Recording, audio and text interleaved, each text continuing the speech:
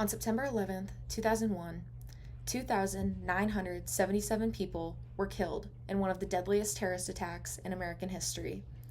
The 9/11 attacks were the deadliest on American soil since the shock attack at Pearl Harbor 60 years before by the Japanese.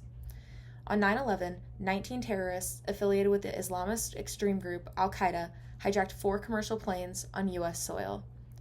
At 5:45 a.m., 5 hijackers boarded the American Airlines Flight 11. Flight 11 had 76 passengers and 11 crew members on board. At 7:59 a.m., Flight 11 took off from Boston with the intended destination of Los Angeles. At 8:15 a.m., United Airlines Flight 175 departed from Boston and was also headed to Los Angeles with 51 passengers, 9 crew members, and 5 hijackers on board. At 8:20 a.m., American Airlines Flight 77 took off from outside Washington, D.C., also headed for Los Angeles. Flight 77 had 53 passengers, 6 crew members, and 5 hijackers on board. At 8:42 a.m., United Flight 93 took off from Newark, New Jersey, and was headed for San Francisco, California. Flight 93 had 33 passengers, 7 crew members, and 4 hijackers on board. At 8:46 a.m., New York was shocked when Flight 11 crashed into the North Tower of the World Trade Center. Everyone on board was killed instantly. Everyone thought it was an accident. No one was prepared for what else was to come. Within 10 minutes of impact, people started jumping from the tower. Faced with being on fire, inhaling smoke, and facing the heat, these people had no hope of being saved. One of the fire chiefs said that all of the fire chiefs made the decision that this was a search and rescue mission only, considering multiple floors, each the size of an acre, were burning. The departments didn't have the resources to put out flames of that measure, but at 9:03, the second tower was hit. Flight 175 had crashed into the South Tower of the World Trade Center, and everyone on board was killed instantly. The city is now in shock and realized this was an attack.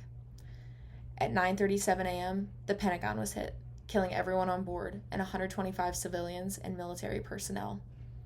At 9:45 a.m., the United States airspace was shut down and all planes were ordered to land immediately. At 9:57 a.m., the brave passengers of Flight 93 stormed the cockpit and fought for control against these hijackers after learning of the other attacks. Flight 93 crashed into a field in Shanksville, Pennsylvania. There were no survivors out of the 40 civilians on board, but these men and women are true heroes. The ultimate target of Flight 93 is unknown, but it is assumed that it was headed towards the U.S. Capitol or the White House. The passengers of Flight 93 saved countless lives. At 9:59 a.m., the South Tower of the World Trade Center collapsed and left dust clouds rolling through New York. People were terrified. They were running and seeking shelter in businesses. At 10:28 a.m., the North Tower of the World Trade Center collapsed. Within 3 hours, New York's tallest buildings were reduced to rubble. Today, there is a memorial where the towers used to stand. Every single person who passed on 9/11 has their name engraved on the memorial, and they are meticulously cared for, being cleaned and polished 5 nights a week.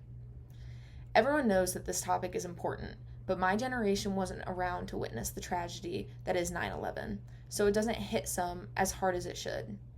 We don't have a "where were you when the towers were hit" story, and I think that's all the more reason to feel emotion for the civilians and first responders who lost their lives. No, we don't have a personal connection to the day, but we are Americans, and America lost 2,977 of its own on September 11th, 2001. And as Americans, it is our duty to remember and honor those who lost their lives during this attack.